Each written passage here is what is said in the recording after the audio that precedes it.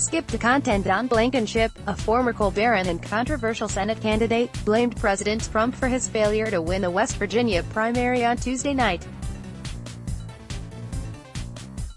Blankenship conceded after securing only 20% of votes in the race, landing third among the Republican candidates in the state with 66% of districts reporting.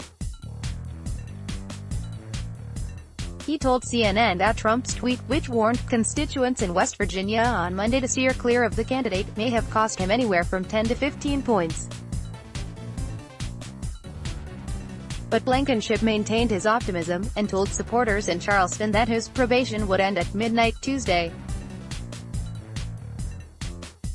Blankenship, who spent a year in prison after an explosion at Massey's Upper Big Branch mine killed 29 men in 2010, said, "I am off of probation tonight at midnight. I haven't been able to go places I'd like to go for 3 years now. I get my guns back in a day or two, so I am going to win either way tonight," he added. U.S. Senate Republican primary candidate Don Blankenship is interviewed by media outlets following the closing of the polls May 8, 2018 in Charleston, West Virginia. Jeff Swenson, Getty Images. Blankenship landed in hot water during the campaign for questioning Senate Majority Leader Mitch McConnell's commitment to the U.S. by zeroing in on his marriage to the Taiwanese-born Transportation Secretary Elaine Chao. He accused McConnell of creating millions of jobs for China people, and said, while doing so, Mitch has gotten rich. In fact, his China family has given him tens of millions of dollars.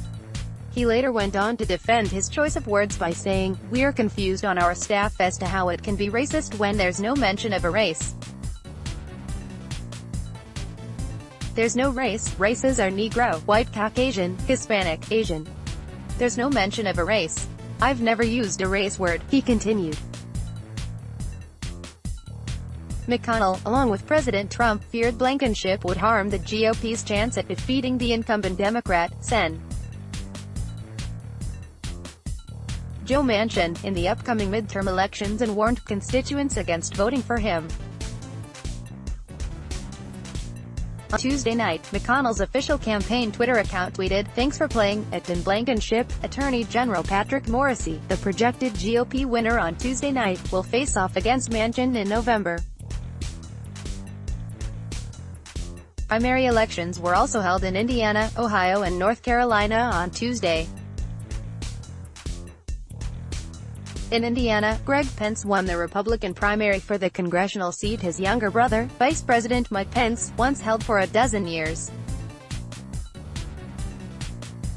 Greg Pence walks through a crowd of supporters during the Bartholomew County Republican Party Election Results Watch Party in Indiana, Tuesday, May 8, 2018.